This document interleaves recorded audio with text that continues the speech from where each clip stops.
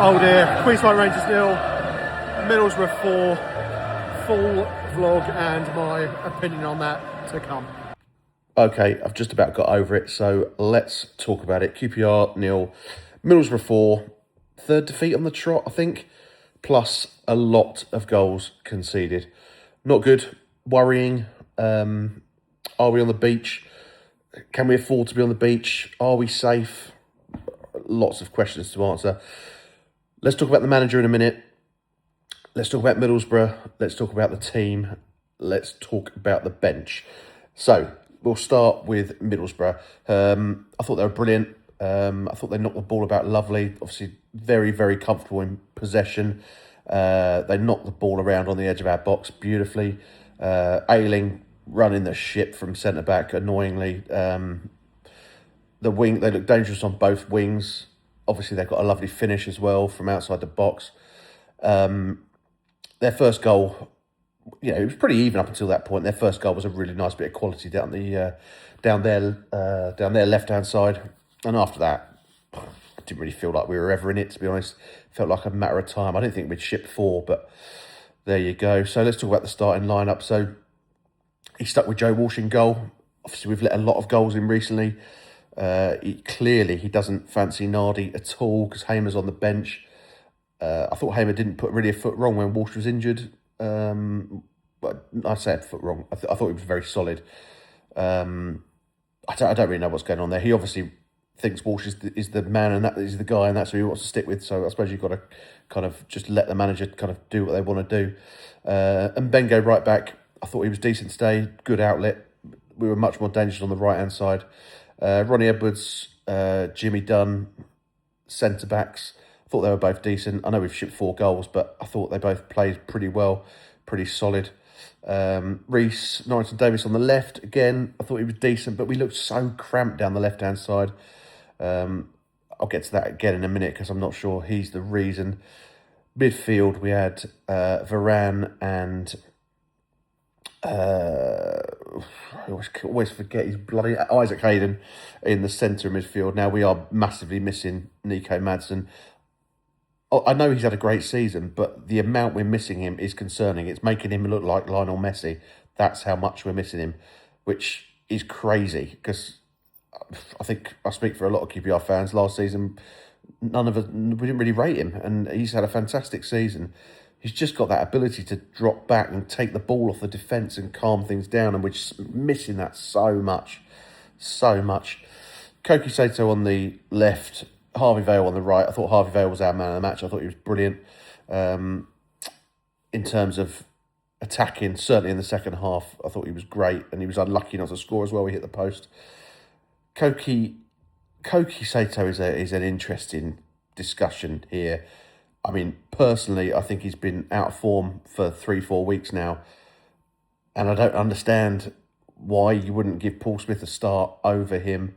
I know some people won't agree with that, but I think it was definitely time for a freshen up. He's been pretty ineffective for the last 3-4 weeks that I've seen. Doesn't seem like the same player. Not taking anyone on anymore. Looks really lightweight. He's not getting crosses in. He's not really affecting the game. He doesn't look like he's looking for the ball. I don't know if that's harsh. He just looks like he's running about. And that's sad to see because he was such a good player, so pivotal at the start of the season. So I don't really know what's gone on there. Then up front we had Kone, and it looked like Kieran Morgan was like playing like a number 10 role. I don't think that suits him at all. I'd have played... Varane again is an interesting character. He's a bit like a headless chicken. I've never seen a passing display from QPR like that today, particularly in the first half. I think we kicked the ball out of play 5 times, and I think Varane was 3 of them. Again, I think the manager clearly likes him because as soon as he was fit, he got him back in the pitch. And obviously we've shipped Sam Field out on loan. I'd have had Sam Field in that midfield over Varane all day long. And I would have Kieran Morgan in there because personally I think that's his best position. I think he can take the ball off the defenders and look to launch attacks. And I feel like we're massively missing that. Kone, I can only assume he's not 100% fit because he looks like he's getting slower week on week. He's clearly a great finisher. gets himself into good positions, but again, doesn't win many knock-ons.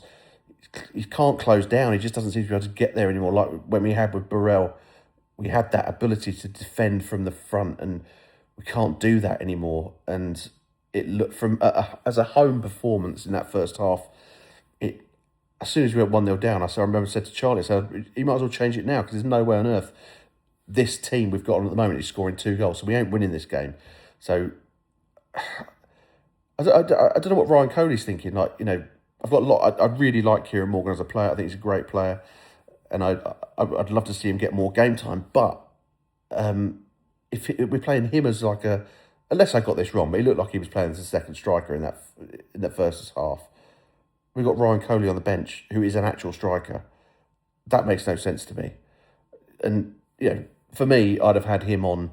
I'd have had Sato off, Smith on, and Coley on, Varane like within the first 5 minutes of that second half.